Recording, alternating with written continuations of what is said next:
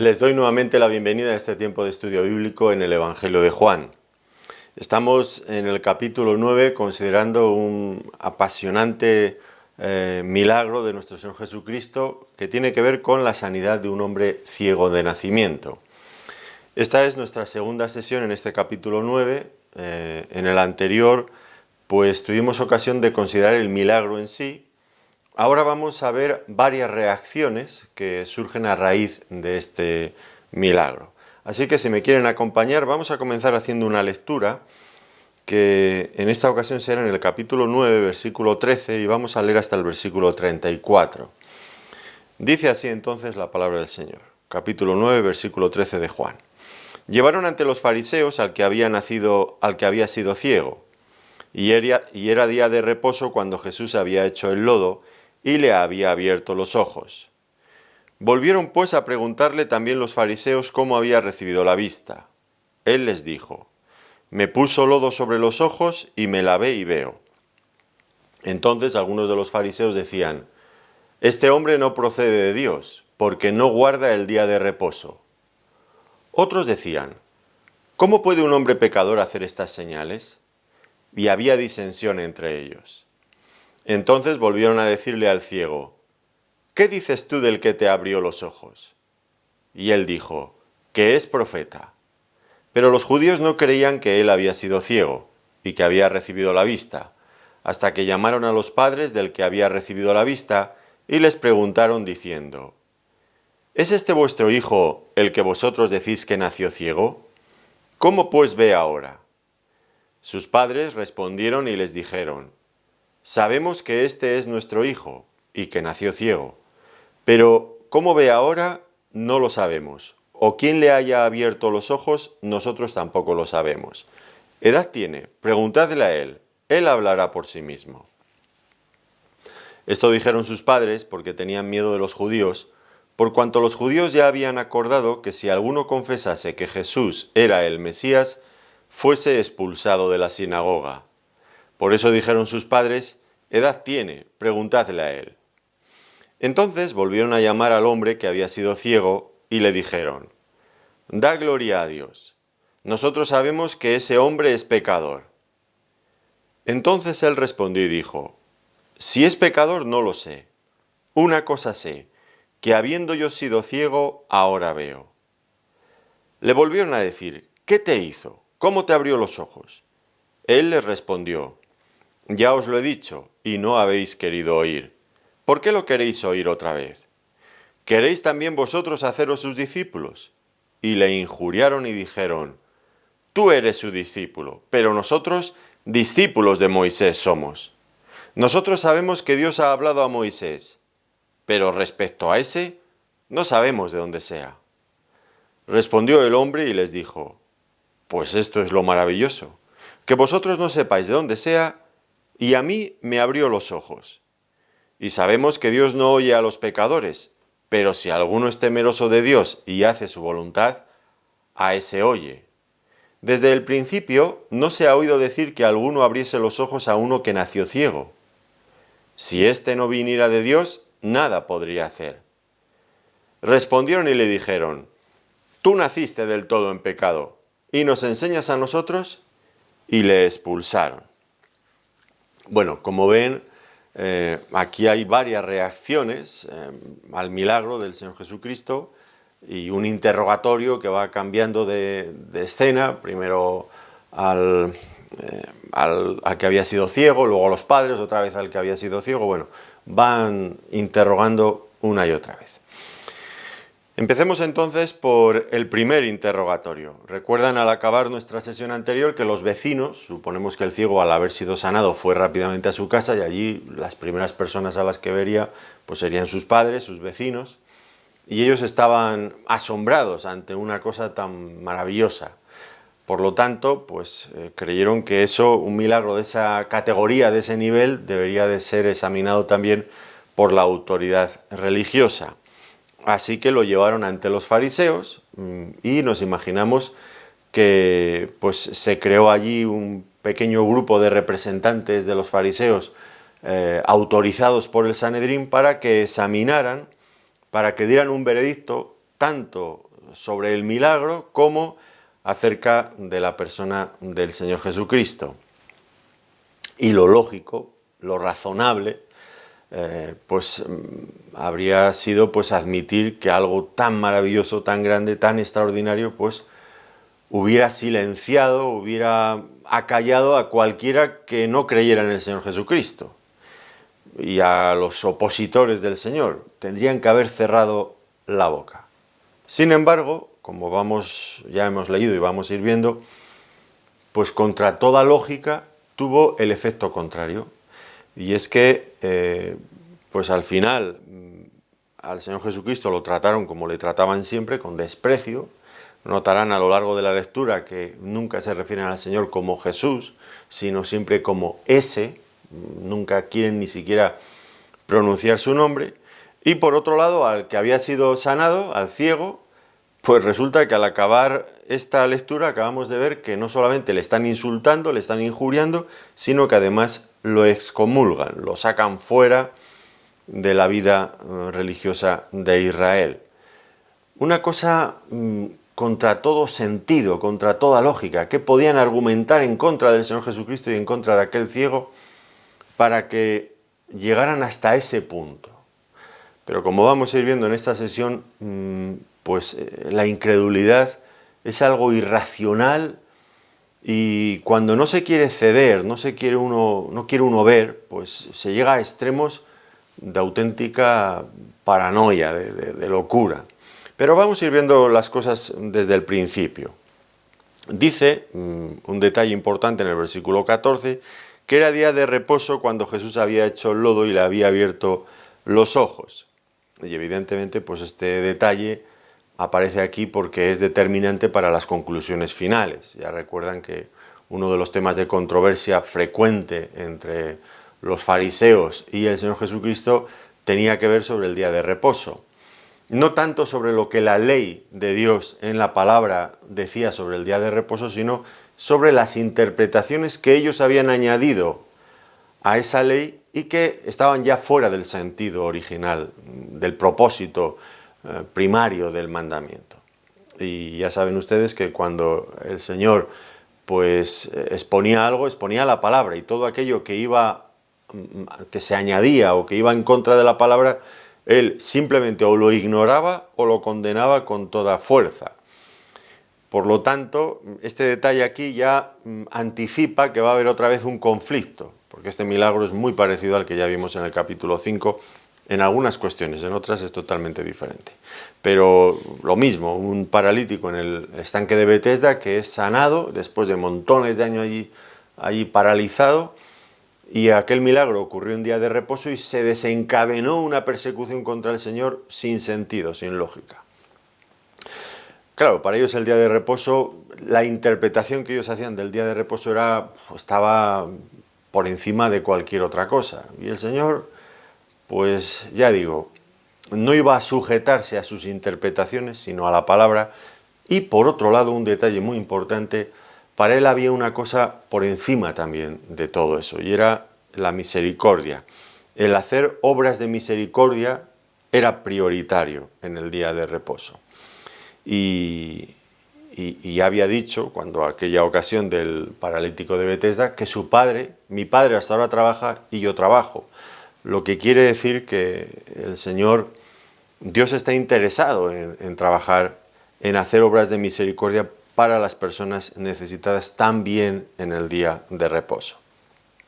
Pero claro, el hecho de que el Señor sanara a un ciego otra vez en un día de reposo, pues predisponía a los judíos muy negativamente contra él. Así que lo que vamos a ir viendo a lo largo de estos interrogatorios que se suceden no es tanto un deseo genuino por averiguar la verdad de las cosas, sino ver cómo pueden acusar a Jesús, menospreciar, olvidar, ignorar su milagro, en fin, poner en duda la cuestión en sí, si realmente se produjo un milagro. Ese es el único deseo que tienen y es hacia donde va encaminado todas sus preguntas y todas sus idas y venidas. No hay otra cuestión. Así que lo primero que hacen es preguntan al ciego con la finalidad aparente de ver si había habido algún error de formas en el proceder del Señor Jesucristo. Dinos, ¿cómo has recibido la vista?, le preguntan. Dice, bueno, me puso lodo sobre los ojos, me lavé y veo. Y ya automáticamente con eso sacaron la conclusión de que este milagro no podía proceder de Dios, porque había sido hecho en día de reposo. Pero claro, esto en realidad creaba otro problema más gordo. Si no había sido hecho por Dios, ¿por quién había sido hecho? Claro, ellos argumentaban que no podría venir de Dios porque, claro, ¿cómo iba a venir de Dios? Es que en ese caso tendrían que acusar al mismo Dios de quebrantar el día de reposo. Es que llegaban a una sin razón. O sea, Dios también sujeto a las leyes que ha dado a los propios hombres. Cuando Dios es Dios, si Él detuviera lo que Él hace, cómo mantiene este universo un día a la semana, bueno, es que no habría semanas, es que esa semana se acabaría la primera vez. Dios tiene que seguir obrando cada día de este mundo, porque si no, esto entraría en un caos inmediatamente. Dios está trabajando, está teniendo misericordia a las personas, también los días de reposo.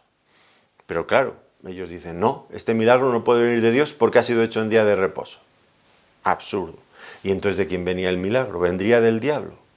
Bueno, de eso le habían acusado en ocasiones al Señor Jesucristo, ¿no es cierto? Tú por el príncipe de los demonios echas fuera a los demonios, le habían dicho.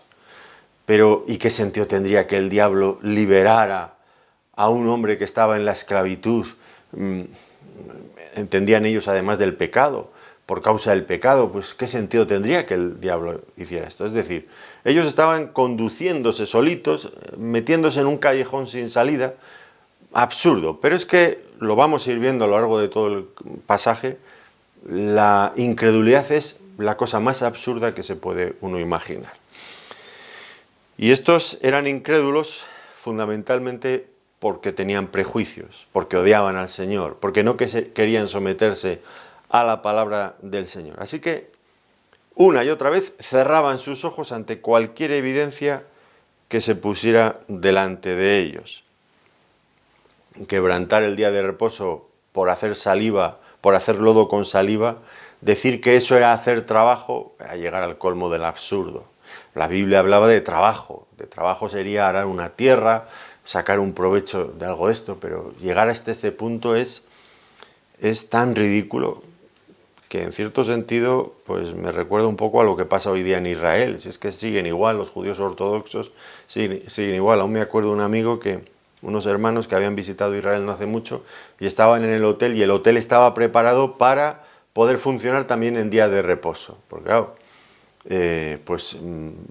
ellos consideran que dar al ascensor, solicitar el ascensor, darle al botón, pues eso es un trabajo. Así que ese hotel estaba preparado, adaptado para funcionar en días de reposo, porque el ascensor funcionaba solo, estaba programado para que fuera piso por piso abriendo y cerrando las puertas. Si el hotel tenía 10 pisos, subiría y bajaría parando en cada piso.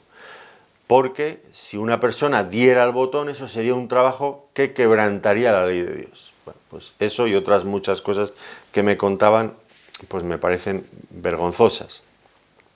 Claro, luego ellos son muy, muy astutos, porque aún me acuerdo de aquella mujer, una amiga que yo tenía, de Bolivia, hermana de una creyente, y me contaba que trabajaba para unos judíos en un país de Europa, y digo, ¿y tú trabajas los domingos? Los sábados. Y dice, sí, claro. Ellos no hacen nada, pero nosotros lo hacemos todo.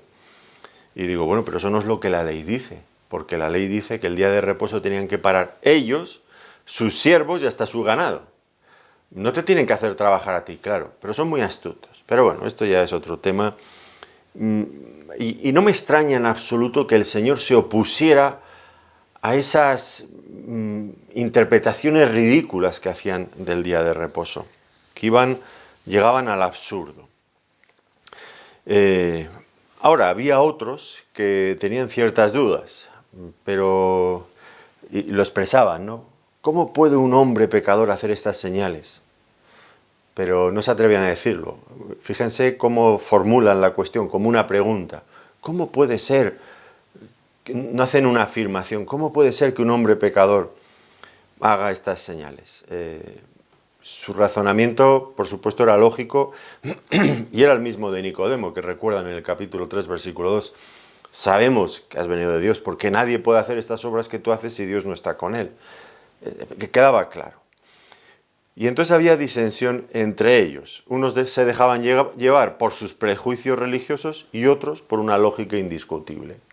Y esta es la cuestión que vamos a ir viendo a lo largo de todo el pasaje. Prejuicios, lógica. Los prejuicios impiden ejercer la lógica. Así que, bueno, pues para resolver el conflicto vuelven a preguntarle al ciego: ¿qué dices tú del que te abrió los ojos? Y en este momento, pues no dudan que este hombre había sido ciego y que había ocurrido un milagro. Luego lo van a poner en duda cuando interrogan a los padres, porque piensan que les están engañando, no creían que hubiera sido ciego.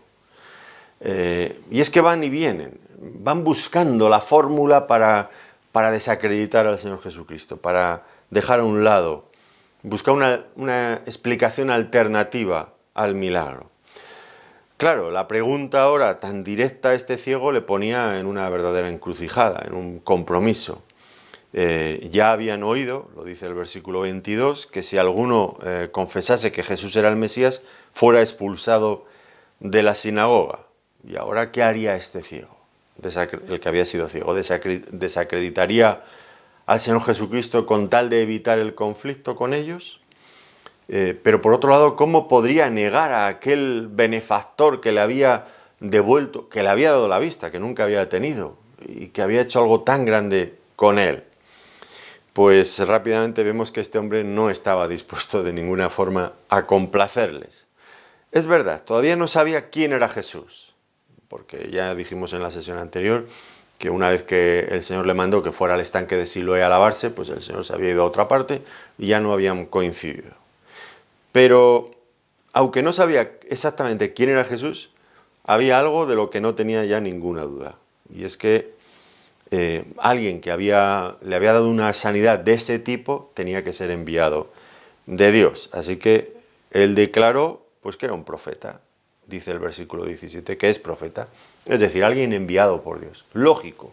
Es de una lógica aplastante. No hay argumentación en contra de todo esto.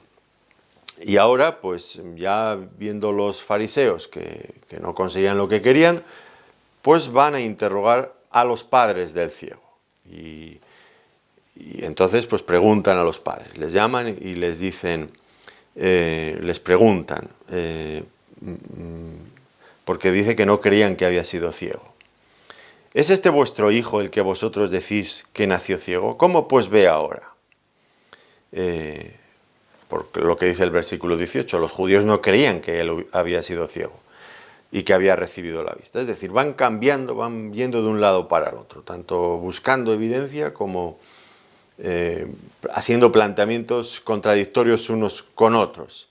Y bueno, pues ellos son obstinados y ya decimos, ¿no?, que no hay peor ciego que el que no quiere ver.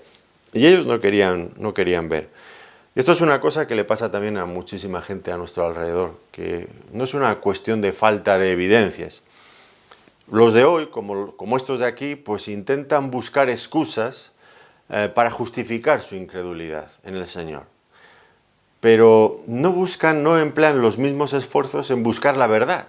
Solamente buscan razones, argumentos o alguna cosa para rechazar la verdad.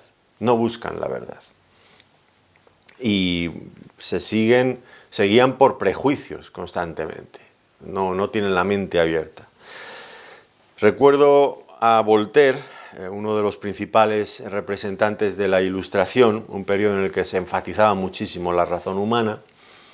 Él dijo en una ocasión: si se obrara un milagro en el mercado de París ante los ojos de 1000 personas y de los míos propios, antes de creerlo, desconfiaría de esos 2000 ojos y de los míos propios. Fíjense, si se obrara un milagro en el mercado de París ante 1000 personas y yo mismo lo viera, no me lo creería. Dudaría de todo, hasta de lo que yo he visto. ¿Eso qué es? ¿Lógica? ¿O son prejuicios? Bueno, pues Voltaire tenía ese prejuicio. Él decía, no existen los milagros porque no existe Dios. Por lo tanto, si hubiera un milagro, sería falso, porque los milagros los hace Dios. Y como Dios no existe, no puede haber milagros. Bueno, Él creía que su lógica era aplastante, pero a todas luces lo que tenía eran unos prejuicios de una magnitud enorme que le impedían ir más allá de sus estrechos horizontes que él mismo había establecido, ¿no? Y es que la incredulidad pues no es la consecuencia de la falta de evidencias. Dios hace responsables a los hombres, y eso lo dice claramente en Romanos, en el capítulo 1, que no tienen excusa, dice, porque todo lo que de Dios se conoce les es manifiesto, pues Dios se lo manifestó, porque las cosas invisibles de Dios, su eterno poder y deidad, se hacen claramente visibles desde la creación del mundo, siendo entendidas las cosas por medio de las cosas hechas. Es decir, no tienen excusa, dice Pablo. La creación es una obra tan increíble que cualquiera que no tuviera prejuicios, los prejuicios de hoy día, esos dogmas religiosos que nos imponen la pseudociencia, que hay que creer que el mundo fue creado por una explosión y que nosotros después de la explosión pues hemos venido por una evolución. Y si no nos creemos eso, porque no nos lo creemos, yo por lo menos me parece la cosa más absurda que uno puede imaginarse, no le veo ni pies ni cabeza. Si aplicáramos esa misma lógica que aplicamos para creer en eso, es que en otras cosas, es que eso no es ciencia. Son teorías sin demostrar, vanos razonamientos para, una vez más, quitar a Dios de en medio. Pero como digo, la incredulidad no es una falta de evidencias. La propia creación es una evidencia increíble. Y mucho más aún, pues la venida del Señor Jesucristo, Dios hecho hombre viniendo a este mundo. La propia Biblia es un libro increíble, maravilloso, milagroso. Bueno, pero es que la incredulidad no se basa en falta de evidencias. Algunos piensan que sí. Si yo tuviera pruebas, creería en Dios. No. Ni aunque tuviera pruebas, ni aunque hubiera milagros, no creería en Dios. Porque las personas ya tienen delante de sí la evidencia. El problema es que no quieren verla. Y los milagros no garantizan nunca la fe. Eso por otro lado. Recuerden ustedes el pueblo de Israel, los milagros que vio en Egipto, los milagros que vieron en su peregrinaje por el desierto. Y al final dice que murieron la mayoría, la inmensa mayoría, toda una generación entera, por causa de incredulidad, dice Hebreos capítulos 3 y capítulo 4. Así que esta era la condición en la que estaban estos fariseos. Así que, una vez más, pues llaman a los padres para intentar justificar de alguna forma su incredulidad. ¿Es este vuestro hijo, el que vosotros decís que nació ciego? O sea, estaban dando a entender, por lo que ha dicho antes, que habían preparado, que habían orquestado entre los padres y el hijo, habían orquestado este milagro para que, bueno, porque eran seguidores de Jesús y querían, pues, apoyar su causa. Y van con estas cosas a los padres. Y claro, pues estos padres no querían tener problemas. Ya sabían lo que habían dicho los fariseos, que serían expulsados de la sinagoga. Así que lo único que hacen es reconocer que aquel era su hijo y reconocer que efectivamente había nacido ciego. Pero no querían tomar parte en la controversia que los fariseos tenían con Jesús. ¿Cómo ve ahora? No lo sabemos. ¿O quién le haya abierto los ojos? Nosotros tampoco lo sabemos. ¿Edad tiene? Preguntadle a él. Él hablará por sí mismo. Y la razón por la que estaban eludiendo la relación con su hijo y todo lo que sabían de lo que había ocurrido, pues era simplemente por miedo al tribunal religioso de los judíos. Ante ese tribunal, pues ellos se sentirían indudablemente indefensos, sentirían pavor, miedo, terror. Y en cierto sentido lo entendemos. En España ocurrió también eso durante siglos. Le llamaban el santo tribunal de la Inquisición, que de santo no tenía nada, por supuesto, pero cualquier persona que pensara simplemente en tenerse que enfrentar con ellos quedaba paralizada. Las torturas y las cosas que hacían eran horrorosas, horribles.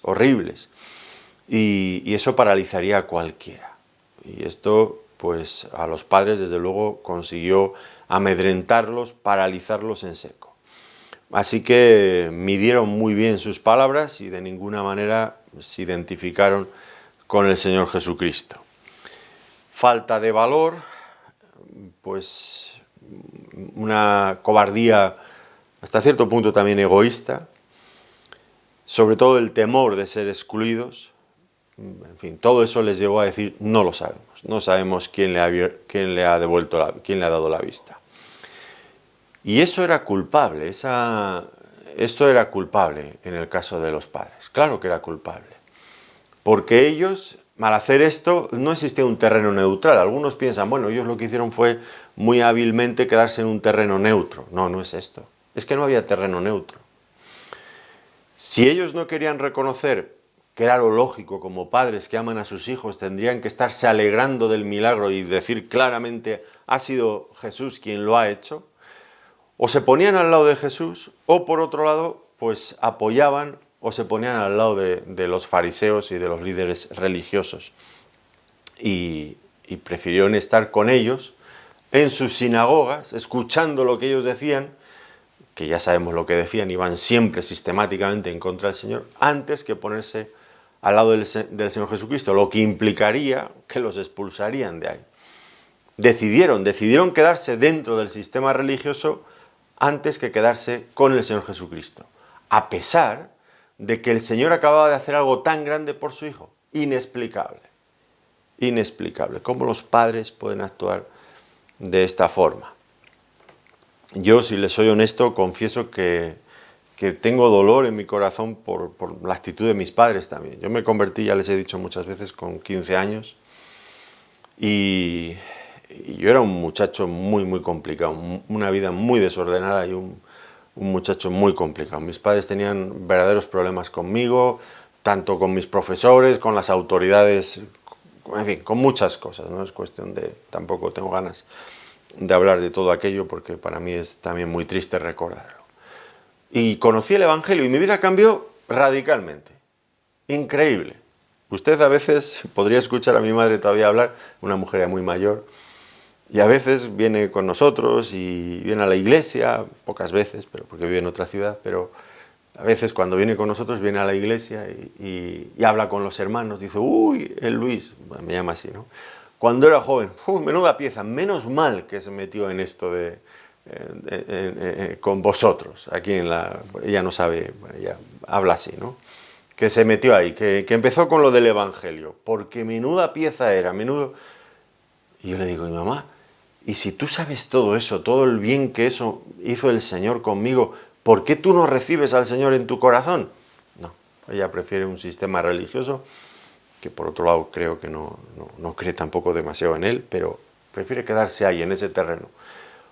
Y ya no digo mi padre agnóstico, bueno, pasó de agnóstico a ateo, creo yo. ¿Y cómo puede ser que unos padres que ven como una vida que estaba perdida es restaurada y no quieren creer en Cristo? Y se cierran cada vez más, uno en una posición y el otro en la otra, pero ninguno en Cristo. Es triste y para mí es doloroso, sin lugar a dudas. Y estos padres aquí, pues no los entiendo, realmente no los entiendo. Ahora, qué grave la actitud de estos fariseos, ¿no es cierto? Ya no solamente que ellos no creyeran, que eso era doloroso, pero que se esforzaran tanto por impedir que otras personas creyeran en Cristo.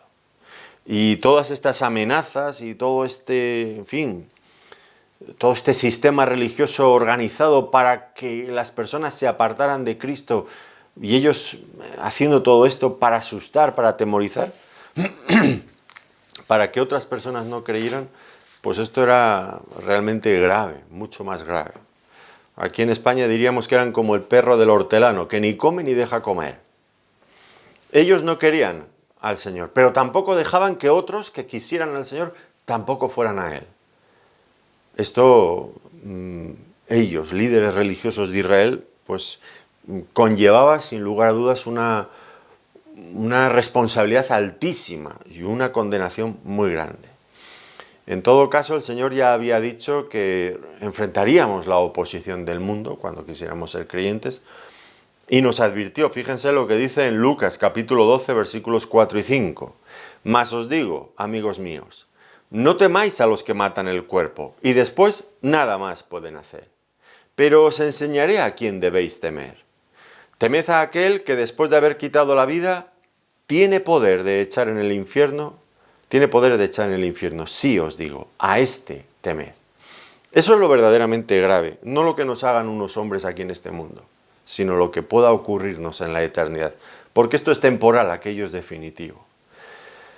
Ahora, los judíos habían determinado que cualquiera que confesara al Señor sería excomulgado, y esto es un castigo, ahora quizás nosotros no nos lo... En una iglesia cristiana, en una iglesia local, si se excomulgara a una persona por un pecado, en fin, de los que la Biblia nos dice que debemos de aplicar cierta disciplina, pues esto no tiene punto de comparación con lo que suponía en el judaísmo. Es que sería excluido a todos los niveles, desde el nivel social, económico, familiar, pues le harían un bloqueo, quedaría aislado. Bueno, esto condenado al ostracismo, en fin, perdidos, fuera. Era muy duro. Tan duro como lo es hoy para cualquier judío que se quiera convertir a Cristo. Va a sufrir lo mismo. O como un musulmán que se quiera convertir a Cristo. O como un budista, un ateo, un comunista que se quiera convertir a Cristo.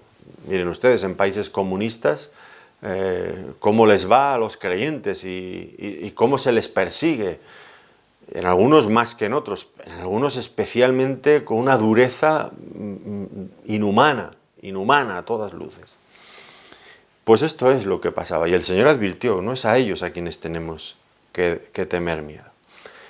Ahora, los padres pues tenían miedo, y ellos quisieron ponerse a salvo. Ya no les importó tanto si el hijo tenía un problema, pero ellos querían quedar a salvo. A veces qué miserables que somos, ¿no? Los seres humanos. ¿Hasta dónde podemos llegar por miedo? Por miedo. Yo recuerdo un hermano que una vez yo le hablaba y decía, el miedo es libre. Y yo le contesté, el miedo lo que nos hace es verdaderamente esclavos. Nos priva de la libertad, el miedo. El miedo es libre. ¿Qué va a ser miedo libre? El miedo es la causa que nos hace esclavos de todo. Y ahora, como no han conseguido lo que querían con el ciego, pues o con los padres del ciego, vuelven otra vez a otro interrogatorio con el que había sido ciego. Entonces volvieron a llamar al hombre que había sido ciego. Ya quedaba claro que no podían negar el milagro, ya reconocen que había sido ciego. Y su táctica ahora pues es la misma que han utilizado con los padres, intimidarlo, a ver si conseguían que cambiara su declaración. Y comienzan diciendo, da gloria a Dios. Que estas palabras evidentemente reflejan este orgullo, esta autosuficiencia de los que se creen jueces absolutos de lo moral, de la verdad, ¿no? Y utilizan esta fórmula solemne, que glorificar a Dios diciendo toda la verdad. En principio podría ser esta la interpretación. Desde luego es así como aparece en las palabras de Josué a Acán, que pueden encontrar en Josué capítulo 7, versículo 19. Da gloria a Dios, o lo que es lo mismo, di la verdad, te conjuramos que digas toda la verdad. Aunque cabe una segunda interpretación sobre esto. ¿Y cuál sería? Pues que confesara el milagro que había sido hecho, que confesara que había sido hecho por Dios, y que lo que Jesús había hecho, pues era algo, en fin, que había ocurrido casualmente, pero que no guardaba relación con el milagro. Es decir, da la gloria a Dios y no se la des a ese hombre. Olvídate de ese hombre, esto ha sido de Dios, pero ese hombre no ha tenido nada que ver. Esta era la idea, tal vez. Yo creo que sí, que mucho de esto podría haber. Porque dicen ellos, da la gloria a Dios porque nosotros sabemos que es pecador. Por lo tanto, a él no le puedes dar la gloria. ¿Cómo eran? ¿Cómo eran? Ese hombre es pecador. Recuerdan que en el capítulo anterior el Señor les dijo, ¿cuál de vosotros me redarguye de pecado? Versículo 46 del capítulo 8. Y todos ellos guardan silencio. Ninguno le dijo, pues eres un pecador por esto, por esto y por esto. No. Sin embargo, ahora dicen, nosotros sabemos que ese hombre que es pecador. ¿Y por qué no lo dijisteis cuando os lo preguntó? ¿De que le acusáis? No. Nada de todo esto podían justificar. Bueno, pues siguen dando por hecho que es pecador sin justificarlo. Ahora, creo que con este ciego no iban a tener tanto el éxito para su causa que habían tenido con sus padres, porque este hombre no van a arrancar de él una confesión en el sentido en que ellos querían. Fíjese lo que le dice en el versículo 25. Entonces él respondió y dijo, si es pecador, no lo sé. Una cosa sé, que habiendo yo sido ciego, ahora veo. Y este hecho es innegable. Yo antes era ciego y ahora veo. Contra este tipo de argumentación no hay nada que se pueda oponer. No hay nada que se pueda oponer. Y es lo mismo que ocurre con cualquier auténtico cristiano. Puede ser que no estemos muy duchos, muy versados en la palabra de Dios, que nuestra fe sea una fe pues quizás un poco débil, pero si Dios ha obrado en nuestras vidas, siempre podremos decir esto. Una cosa sé, habiendo yo sido antes ciego, ahora veo. Yo antes estaba en tinieblas y ahora veo la luz. Y esto es un hecho incontestable, esto nadie puede negarlo. Está fuera de toda discusión. Y ahora notemos bien cómo se colocan estas cosas, ¿no? Ellos, los judíos, contra el Señor Jesucristo con sus teorías y su mucha palabrería. El ciego, con hechos concretos. Yo antes era ciego y ahora veo. Noten cómo la fe va unida a los hechos. Aquí el hecho es que hay un milagro de por medio. Este hombre ha recibido un beneficio de un valor incalculable para él de parte del Señor Jesucristo. La fe va unida a los hechos y la incredulidad, ¿a qué va unida? Pues a la palabrería, a las teorías, a las especulaciones, a los prejuicios. A eso va unida la incredulidad. Esa era lo que encabezaban, lo que podíamos ver una y otra vez, lo que podemos ver una y otra vez en los líderes religiosos. Y esto es siempre así. Aunque nos quieren hacer lo contrario, la fe va unida a la imaginación y la incredulidad va unida a los hechos. Es mentira, es mentira. ¿Se dan cuenta cómo el diablo lo cambia todo? La fe se basa en hechos. Yo una cosa sé, antes estaba ciego y ahora veo, dice este hombre. La incredulidad se basa en prejuicios, en teorías, en palabras. Y esto es la cuestión,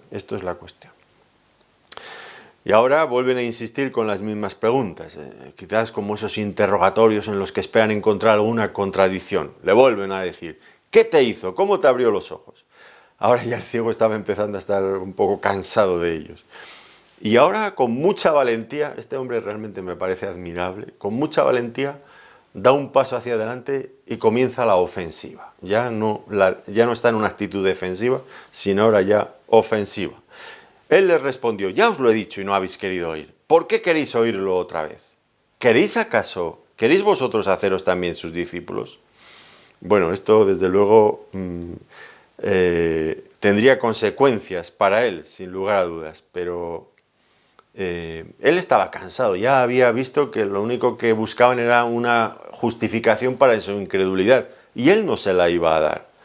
Así que, pues él defiende ya y pasa a la ofensiva, ¿no?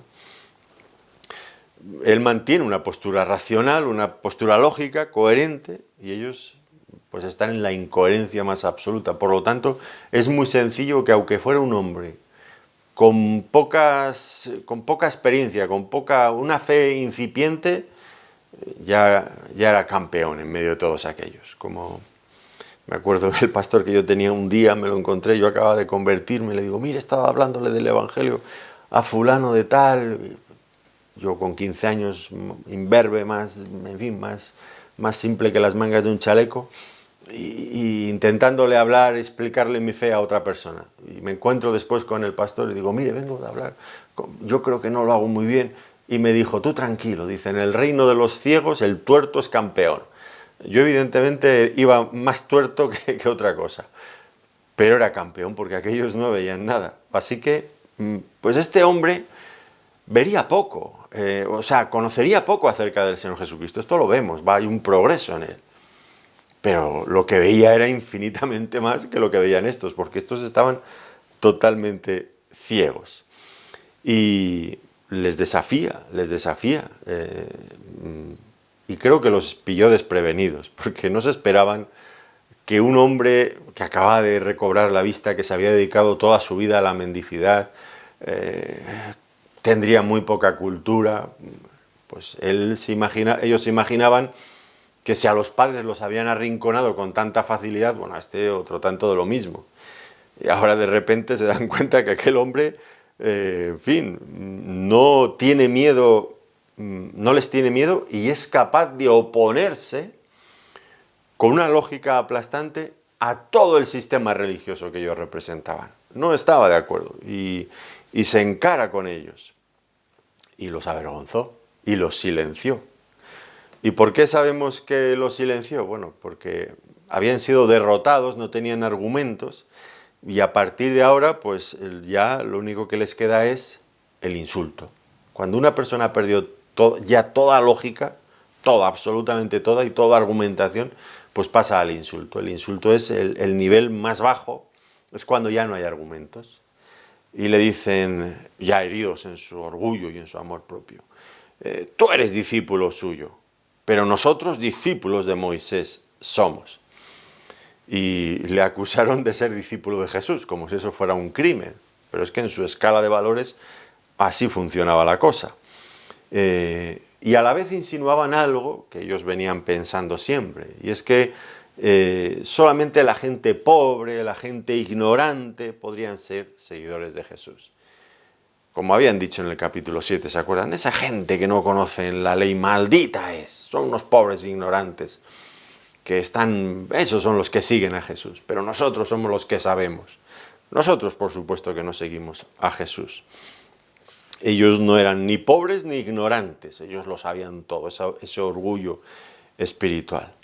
Y bueno, pues lo cierto es que a veces esta gente que se cree tan lista encuentran la mayor oposición precisamente entre estas personas sencillas, que pues viven vidas de un nivel diferente. Y cuántas veces quedan avergonzados, ¿no? Bueno, el apóstol Pablo ya dijo, ¿no?, que lo necio del mundo escogió Dios para avergonzar a lo fuerte y a los sabios, y lo débil para avergonzar a lo fuerte, y lo vil para menospreciar lo escogido, lo que tiene apariencia de ser, dice en 1 Corintios 1, 26 al 28. Y es verdad, cuántas veces hay personas que desprecian a otros que son sencillos, que tienen poca cultura, y que además, para colmo de males, piensan ellos, son creyentes. Y resulta que ese que tiene tantas licenciaturas, tantos másters, que son personas, en fin, dentro de la sociedad reconocidos, y tienen familias totalmente deshechas, la mujer no aguanta al hombre porque es un soberbio increíble, que tiene una altivez intelectual que no hay quien pueda tratar con él, que parece que trata a todos, en fin, por encima del hombro, humillándolos siempre, y la mujer no lo aguanta, los hijos no lo aguantan, no lo aguantan sus compañeros o la gente que tiene trabajando con él, y se ríen y menosprecian a todos. Y en cambio, un creyente sencillo, que igual no tiene tantos títulos como él, pues mantiene una familia unida, tiene el respeto y la admiración de las personas que le rodean y el cariño,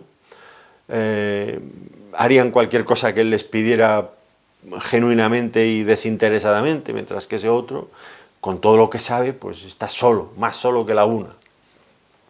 Y Dios avergüenza a esas personas que se creen saber tanto, por personas muchas veces sencillas, creyentes sencillos, que viven su fe de una manera auténtica y sin grandes pretensiones, pero les avergüenzan. ¿Cuántas veces he visto yo esto? ¿Cuántas veces he visto yo esto? Sí, este hombre ciego, que había sido ciego, pues pertenecía a esa clase humilde, pero ¿cómo les estaba dando a estos orgullosos gobernantes? Con toda su ciencia. ¿Y cómo se defienden ellos ahora? Pues dicen, discípulos de Moisés somos, nosotros no necesitamos ningún otro maestro. Ya ven su argumentación, ¿no? En el capítulo 8 ellos habían reclamado ser, nosotros somos hijos de Abraham, no somos esclavos de nadie. Ahora dicen, nosotros hemos aprendido de Moisés, no necesitamos que nadie más nos enseñe. ¿En qué cifraban ellos su confianza, su esperanza? Pues en su origen racial, somos hijos de Abraham, en su formación religiosa. Nosotros hemos aprendido de Moisés. Y creo que ninguno de estos dos personajes, ni Abraham ni Moisés, podría hacer nada por ellos, porque ya el Señor les había demostrado que no eran descendientes de Abraham según la fe, porque no mantenían la misma actitud que Abraham tuvo. Y por otro lado, pues tampoco demostraban haber aprendido con Moisés, porque ellos presentaban el asunto como si fuera incompatible creer en Jesús y ser discípulos de Moisés, cuando era todo lo contrario. Precisamente si alguien escuchaba lo que Moisés decía, finalmente acabaría creyendo en Cristo, porque de él habló Moisés. Pero ellos hacían creer que era al revés. Es que cuando uno está ciego y no quiere ver, lo tuerce todo. Y así que en este punto estaban ellos, con todos sus prejuicios teológicos, que no lograban ver nada más que aquello que coincidiera con sus propias opiniones ya de antemano concebidas. ¿Qué verían? Pues no verían nada más que lo que querían ver. Y este orgullo y este fanatismo pues les impedía aprender. Habían entrado a una carretera cortada y habían llegado al final. Y estaban allí, dándose cabezazos contra ese muro que habían encontrado, pero no querían, de ninguna manera. Eran incapaces ya de aprender. Pero sus argumentos, desde luego, no tenían ningún sentido. Si hubieran realmente aprendido con Moisés, si fueran descendientes según la fe de Abraham, pues desde luego tendrían una actitud reverente, totalmente diferente frente al Señor Jesucristo. Pero toda su palabrería no convencía al que había sido ciego. Y dice, respondió el hombre y les dijo, pues esto es lo maravilloso, que vosotros no sepáis de dónde sea, y a mí me abrió los ojos. Y aquí el ciego les vuelve a poner en otro aprieto, porque ellos habían dicho, no sabemos, pero no eran ellos los líderes espirituales de Israel. Ellos tenían el deber de saber. Ya cuando le hicieron la pregunta de Juan el Bautista, ¿de dónde venía? ¿Era de Dios? ¿Era de los hombres? Y ellos no veían que estaban puestos en entredichos. Si decimos que venía de Dios, nos van a decir, ¿y por qué no le creímos? Y si decimos que venía de los hombres, pero si todo el mundo lo tiene por profeta. Entonces, ¿qué dijeron? No sabemos. Y aquí con el Señor, las evidencias, los milagros estaban delante de ellos y se encogían de hombros, ponían en esa cara y decían, no sabemos de dónde sea. Y el ciego ha visto su incoherencia y les está atacando precisamente allí, donde más les dolía. Y les dice, pues mira, esto sí que es grave, ¿no? Porque sabemos que Dios no oye a los pecadores, pero si alguno es temeroso de Dios y hace su voluntad, a ese oye. Y ahora el ciego ha visto su debilidad y empieza a argumentar usando la propia lógica de ellos. Porque ellos mantenían una y otra vez, era su convicción, que si Dios escuchaba a alguien, sería porque era temeroso de Dios, porque hacía su voluntad. Las oraciones, decían ellos, serían escuchadas solamente en virtud de los méritos de la persona que oraba. Y ahora les dice el ciego, bueno, evidentemente Dios la ha escuchado porque ha hecho un milagro. Y vosotros decís que es pecador, pero si fuera pecador, como afirmáis, pues Dios no le oiría. Por lo tanto, estáis equivocados. La lógica de ellos, de este hombre, es aplastante. Es un torbellino que va arremetiendo contra todos ellos. No se acobarda, no se amilana. Es un hombre que va adelante increíble. Tiene una fe sencilla, una fe que todavía tiene que madurar. Sin embargo, es una fe que ha sido depositada en el lugar correcto. Y cuando la fe está en el sitio correcto, Dios no nos da espíritu de cobardía, dice Pablo a Timoteo, sino espíritu, eso de confianza, de seguridad. No tenemos que andar así. Y este hombre, bueno, va adelante contra todos ellos, no logran asustarlo de ninguna de las formas. Los ha puesto en jaque mate. No tienen salida ya. Les ha demostrado lo absurdo de su posición. Y sigue con su razonamiento. Dice, desde el principio no se ha oído decir que alguno abriese los ojos del que nació ciego. Ahora lo que está es enfatizando la grandeza del milagro. ya no solo que ha hecho un milagro, lo que evidencia que Dios le ha oído, sino qué milagro ha hecho. Porque desde el principio no hemos escuchado que nadie hiciera nada parecido. Y aquel hombre, ya se imaginan ustedes, desde su nacimiento ciego, con todas las limitaciones que él tendría, y buscando esperanza en algún sitio desesperadamente, ¿no? Y revisando la historia por un lado y por otro, ¿dónde se ha escuchado de alguien que a un ciego de nacimiento se le devuelva la vista? ¿Dónde se ha escuchado eso? Y dice, yo nunca escuché nada. Y ese hombre se tomaría mucho interés en buscar historias que le devolvieran algún tipo de esperanza. Dice, nunca lo hemos oído. Y ahora él ha venido y ha hecho esto. Desconocido. ¿Cómo decís que no viene de Dios? ¿Cómo decís? Y bueno, pues aquí tenían un argumento que no podían contestar. No podían. ¿Cuál es la actitud del ciego? Del que había sido ciego. Bueno, pues no iba a depender de los fariseos para aceptar o no aceptar a Jesús. Él ya sabía la actitud que ellos tenían, pero él no les iba a seguir. Eran autoridades religiosas, pero inútiles, contradictorias, irrazonables, incrédulos contra todo, luchando siempre contra todas las evidencias. Él no iba a dejarse guiar por ellos. Y esta es una actitud noble, y es la que deberían de tener cada persona, ¿no? Hay personas, que yo las he conocido también, que saben perfectamente dónde está la verdad. Sin embargo, se quedan en una religión que saben que no es verdad, que no les soluciona tampoco el problema, que tienen una religión que igual tiene una historia manchada hasta arriba, de todo tipo de casos de violencia, de abusos, de crueldad, de asesinatos, de todo, de crímenes políticos, de mil y una cosa, y se quedan ahí. Se quedan ahí porque dicen, bueno, es que esta gente son religiosos y parece que saben mucho. Y desprecian la verdad que conocen a ciencia cierta para quedar bien socialmente, para no, en fin, que no los tachen de personas que han abandonado la religión oficial.